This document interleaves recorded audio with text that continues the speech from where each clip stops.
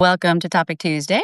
My name is Jorie Houlihan. I am your guide for the dopamine deprived, and every Tuesday I show up live here at 1 p.m. Central Standard Time to talk about something ADHD related. So today we are talking about the myth of ADHD laziness, which is not actually a thing. So if you have ever said to yourself, why can't I just do the thing? Or even worse, what's wrong with me? Then you definitely want to stay for this episode, so to speak. We tend to believe that because we struggle with getting started, that must mean we're lazy. And many of us were probably called lazy by various people in our lives, and we have internalized that. It is one of the reasons I think we struggle so much asking for help, because if we ask for help, people might think we're being lazy. Okay? But let's take a look at what that really is, because that is definitely not the case. So what looks like laziness is really a brain-based issue with motivation. So let's talk about dopamine. Dopamine. Dopamine is kind of the star of this whole issue. So ADHD brains tend to be lower in dopamine, whether it is we don't produce enough, or sometimes our brains have trouble regulating how it is released and used. Okay, so dopamine is a neurotransmitter, and it is the thing that gets you to do the thing. Right? It is what helps your brain say, "Hey, that looks like it's going to be really rewarding. Let's go do it." Okay, so if the task doesn't seem interesting, if it isn't challenging, urgent, if it isn't novel, right? Or if we don't have some kind of external accountability to do it, um, the brain just doesn't send the signal to start. It doesn't work that way. So it's not that you don't want to do it. You actually really want to do it most of the time. It's just that internal go switch, so to speak, isn't being triggered. Okay. So that is one of the reasons why so many of us wait until the last minute to do things, right? Like last minute term papers of the people, of the world unite. That was me, right? Um, it is why we need an external deadline. We can give ourselves all the deadlines in the world and we'll just blow right through them. We also need external accountability. If we don't have that, it is really hard to get moving. Okay. And those things help to raise dopamine levels to the point where it will actually make the task feel doable. Okay. So this is, again, why we might struggle with boring or routine tasks. But then we jump headfirst into a new project or an idea that we get at, midnight because it's new and exciting and novel, right? Makes that much easier. So it isn't a matter of willpower. It is how our reward system is wired. So if you've ever felt like you had two modes, right? Like there's hyper focus and then there's no focus or like complete shutdown. It's probably not the inconsistency, it's dopamine, kind of doing its thing. So, um, this is what it will look like for you, for many of you anyway. You make a to-do list and then can't pick a starting point, right? Maybe you think about doing the task all day long and then don't do anything. Ask me how I know all of these things. You avoid it and then feel bad about it and then shame yourself for not doing it, right? It is a terrible spiral. It is the avoidance, shame, negative self-talk freeze cycle. And it is a terrible trap and it makes everything harder the next time.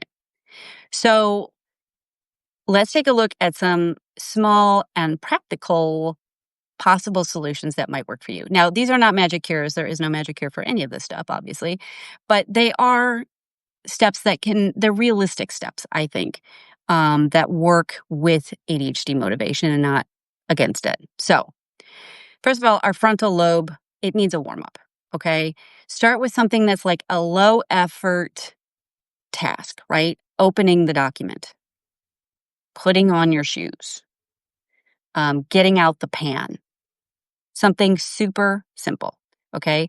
Momentum builds motivation, and it is definitely not the other way around, sadly. You can also do something called the 10-minute rule. Commit to just 10 minutes. right? I will do this for 10 minutes. And at the end of 10 minutes, you can stop if you want to. You've done what you committed to. But most of the time, what usually happens is that you will continue with it. But doing it this way is sort of like bribing your brain a little bit to make it do the thing you need it to do. Dopamine pairing. So you can pair a boring task with something like listening to your favorite podcast or playlist, using a fidget, listening to a movie or something that you enjoy in the background, doing body doubling. And it is, again, it's sort of another way to bribe the brain a little bit. But when you compare a boring, non-dopamine producing task with something that you know does produce dopamine, like I love listening to certain music, like when I'm cleaning, for example, right? It just, gets me moving and I'm like dancing as I'm cleaning the house, right? Things like that. If you're, watching a show or listening to a podcast while you're folding laundry, these are different ways that you can do dopamine pairing. And also you can just, give yourself permission to start imperfectly. We have a terrible perfectionistic streak in us that comes from that all or nothing thinking. Okay. We often won't begin a task because we think we have to do it well or have to do it perfectly. And you don't. Sometimes you just need to just get started. Do a messy start. It doesn't matter. It really doesn't. The only one who's really judging you is you. You may think other people are judging you, and even if they are, that's their problem. That's not yours. Don't make it yours. All right? You can say out loud, it's okay to do this messy. This is good enough. And in full transparency, this one is really hard for me. I still struggle with it. So I just want to be transparent about it. I know it's okay to do this, and I have gotten better about it, but it's still challenging. So this idea that we are lazy and we just need to work harder it's bull. It's not a thing. It's not true. It's not real. Okay. It's outdated. It's ableist. It's not helping anyone. So motivation isn't a character trait. Motivation is not a character trait. Okay. It is a brain function. So yours just works differently. You may have to do something extra to get that dopamine going that a neurotypical person doesn't need to do. Neurotypical people, it is apparently true that neurotypical people get a hit of dopamine just thinking about completing a task, which must be so amazing. Yeah. We don't get that. We just don't.